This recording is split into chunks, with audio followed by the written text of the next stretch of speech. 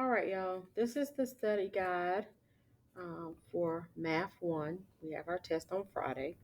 So we're going to go through these questions together. All right, so the first one, number 1, is a trapezoid. P, Q, R, and S. This is a trapezoid.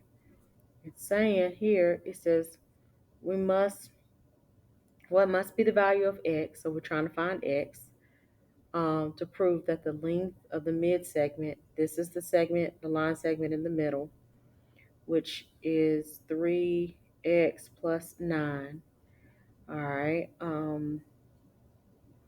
TU of this trapezoid that's equal to half, that's half of the sum of these bases. So I'm going to add these two together. I'm going to add 3x plus 3 to 5x plus 1. So combine like terms. These two terms combined is going to give me 8x. And then the 3 plus is going to give me 4. Okay? So I added these together. So half of the sum of these is, I found the sum. So this is going to be 8x plus 4. All right, so when I solve for x here, first thing I'm going to do, let's do distributive property. Solve for x. Distributive property, half of 8x is 4x. Half of 4 is 2. Move the variables to the same side. So I'm going to move the smaller one. I'm going to subtract the 3x. When I subtract 3x here, that gives me 9 is equal to just x plus 2. All right, to get x by itself, I'm going to subtract 2 on both sides, and this gives me 7. So x here is equal to 7. Okay? All right. So get the next one. This is an equation. We got r is equal to P over S times 100. We're going to solve for P. It says where P represents the gross profit, S represents the sale, and the formula used to find P given SR. So we're going to find out what P is. This is multiplication, so we're going to get rid of this first. We're going to get rid of that by multiplying. Well, we could actually multiply by the reciprocal. Because when we multiply this together, really technically, this gives us 100p over s. And if you're getting p by itself, you multiply by the reciprocal, which is s over 100. You do that on both sides. So we could multiply by the reciprocal, s over 100. Okay. On this side, excuse me, when you multiply straight across here, this gives you SR. R comes before S, so we can put RS on the top. And 100 times 1 just gives me 100 on the bottom. So on this side, that gets rid of the S and the 100, so you're left with just P. So P is equal to RS divided by 100. RS divided by 100 is D. Okay? All right, number 3. I don't think the answer is on here, but let's just work it out anyway. V is equal to E minus IR. And we're going to get R. Say R. Find R. Okay, so we're going to find R. We're going to move the E first. We're going to subtract E on both sides. So this gives me V minus E is equal to, and this is gone, and we're left with negative IR. We're going to divide both sides by negative I.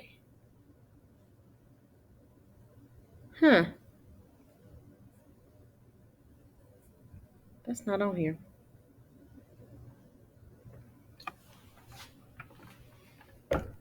Jesus. So this is gone. And we are left with R is equal to this. That's not on here though. Huh. They put D as their answer. When I look, see if you got D. Maybe Miss Reyes did something wrong. So you see if you got D. They got D as the answer here.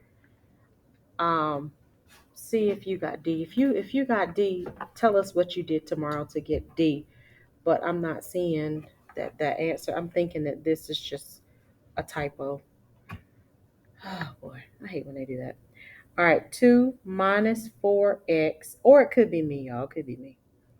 All right, let me copy. Let me copy this. All right, so let's move the x's to the same side. Move the x's to the same side. I'm gonna move this over here. So let's add 4x to both sides. We add 4x to this side, we're left with just the 2.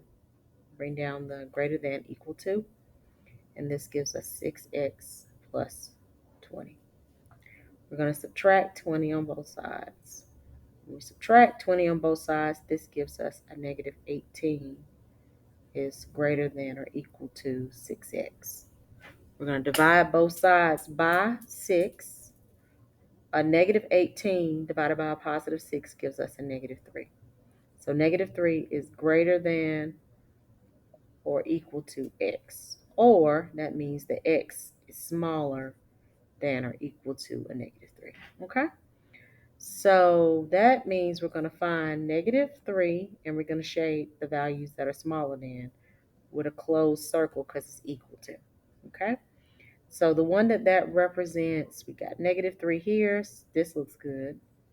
We got negative 3 here, but it's shaded in the wrong direction. We got negative 9 here and shaded this way. Negative 9. So our answer here is A. Okay? All right, let's look at the next one.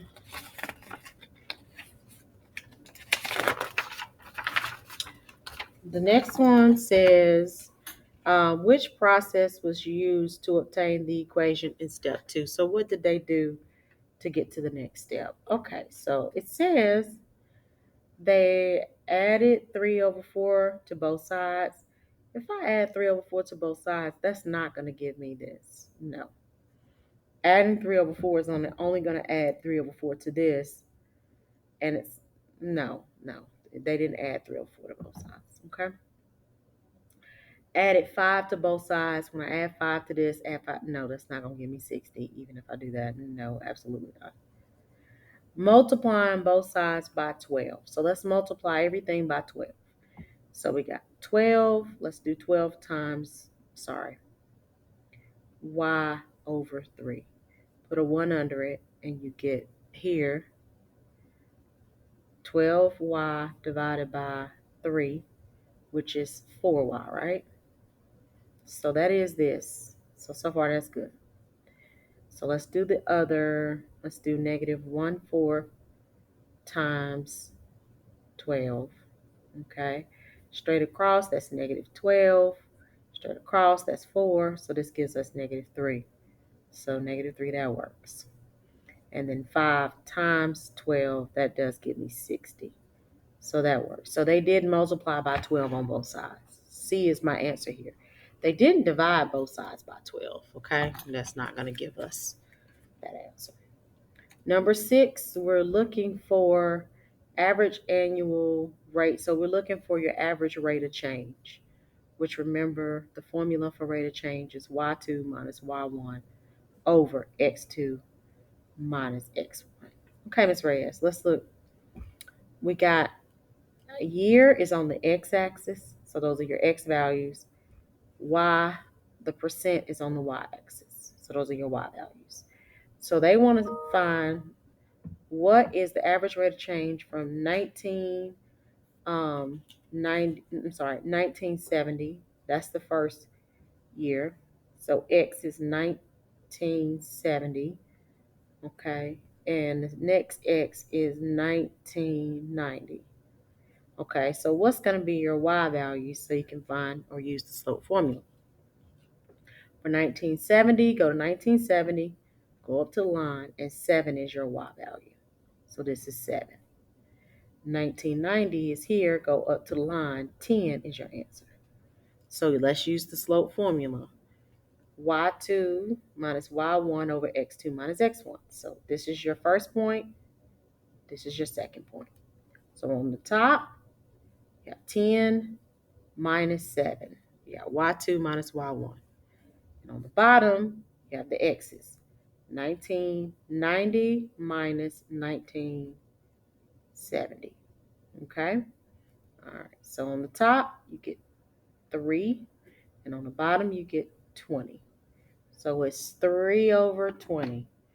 Okay, 3 over 20 here is D. That's 3 over 20.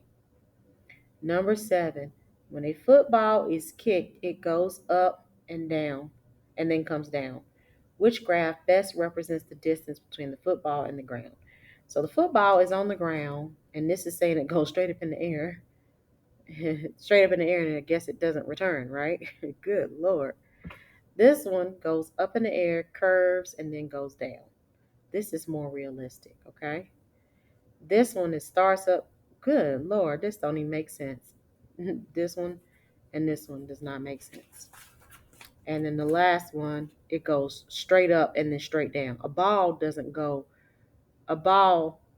it goes up in the air, but there is a curve to it.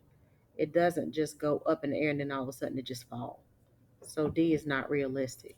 So the answer here is going to be, what did I say? Is going to be B. Looks like I marked B out, but I didn't. I tried to put a star. So B is your answer there. All right, so we worked out 7 problems. Okay, if you have any questions, please let me know so we can go over them during the warm up. Okay, all right, bye. Have a good one.